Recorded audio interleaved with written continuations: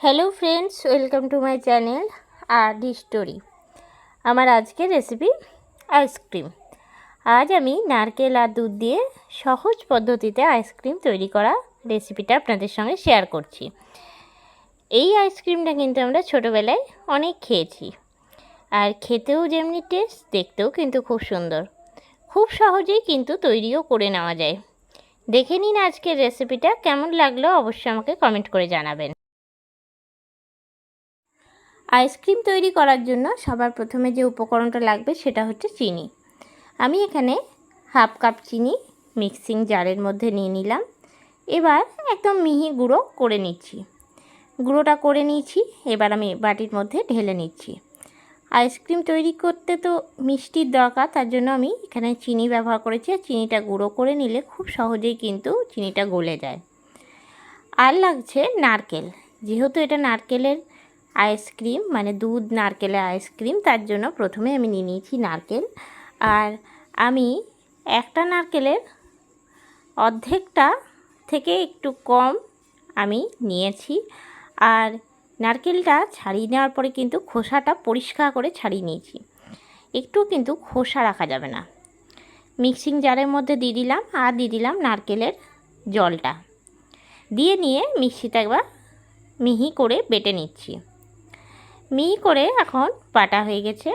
তবে নারকেল যতই মিহি করে বাটি না কেন একটুখানি দানা দানা থেকেই যায়, তো একটুখানি দানা রয়েছে।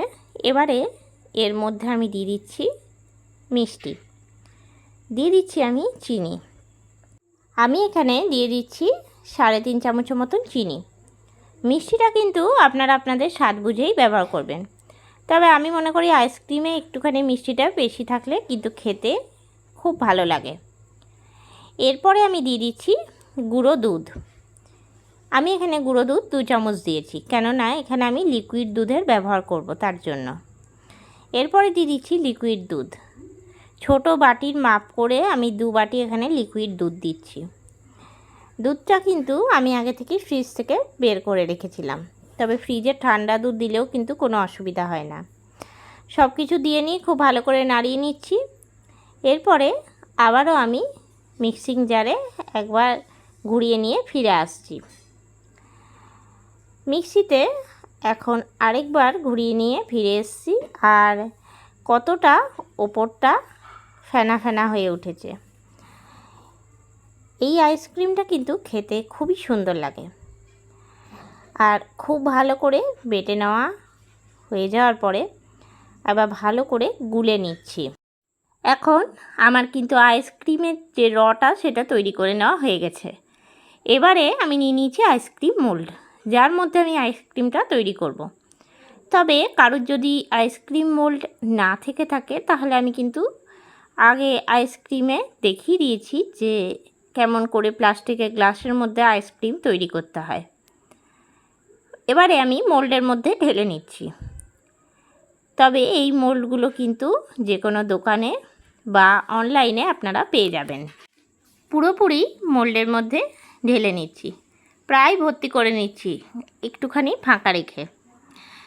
এই মোল্ডে দিলে কিন্তু একসঙ্গে 6টা আইসক্রিম হবে, আর সবথেকে দেখতে কিন্তু খুব সুন্দর হয়।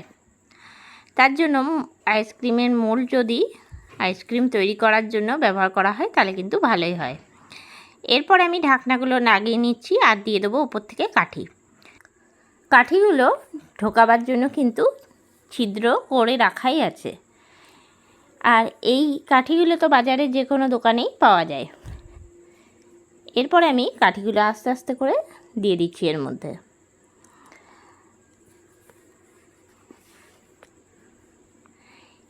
এইরকমভাবে যদি আইসক্রিমটা করা হয় একদম কিন্তু দোকানের মতন খেতেও লাগবে আর দেখতেও লাগবে।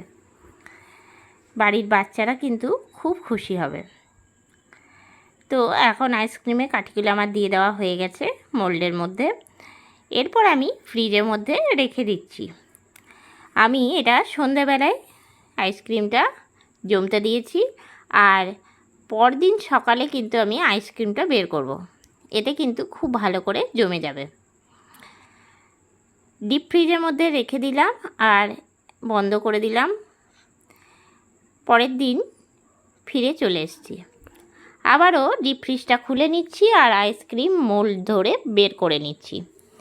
আইসক্রিমটা কিন্তু দেখেই মনে হচ্ছে খুব ভালো করে জমে গেছে। এরপরে ডিমোল্ড করা পালা। আমি এক বালতি জলের মধ্যে কিন্তু অর্ধেকটা ডুবিয়ে রেখেছি, এতে করে কিন্তু খুব সহজে আইসক্রিমটা ডিমোল্ড হয়ে যায়। আমি এবার আস্তে করে আইসক্রিমটা ছাড়িয়ে নিচ্ছি। খুব সহজেই কিন্তু ছেড়ে যাচ্ছে। আর আস্তে আস্তে এই কুপিগুলোকে তুলবো আর কাঠিটাকে ধরে কিন্তু হালকা নাড়িয়ে আইসক্রিমটা তুলে নেব। দেখুন বন্ধুরা, কত সহজে আইসক্রিমটা উঠে গেছে। এবারে আমি প্লেটের মধ্যে বরফ রেখেছি যাতে আইসক্রিমটা খুব তাড়াতাড়ি না গলে যায়, একটুখানি ঠান্ডা থাকে, তার জন্য বরফের মধ্যেই রেখে দিচ্ছি। তো পরপর কিন্তু আমি বার করে নিচ্ছি। তা আমি এখন 3-4টের মতনই বের করব, বাকিগুলো অন্য সময় মানে খাওয়ার আগে আগে বের করে নেব। তো খুব সহজেই কিন্তু এই আইসক্রিমটা তৈরি করে নেওয়া যায়। তৈরি হয়ে গেল আমার আজকের রেসিপি আইসক্রিম। কেমন লাগলো আজকের এই রেসিপিটা অবশ্যই আমাকে কমেন্ট করে জানাবেন। রেসিপিটা ভালো লেগে থাকলে লাইক করবেন, শেয়ার করবেন। এই চ্যানেলের নতুন বন্ধু হয়ে থাকলে চ্যানেলটা সাবস্ক্রাইব করার অনুরোধ রইল। পাশে থাকা বেল আইকনটা প্রেস করে রাখবেন সবার আগে নোটিফিকেশন পাওয়ার জন্য। আবারও কোনো নতুন রেসিপি নিয়ে হাজির হব, তাই সঙ্গে থাকুন আর দেখতে থাকুন আর ডি স্টোরি। সবাই ভালো থাকবেন, সুস্থ থাকবেন। ধন্যবাদ।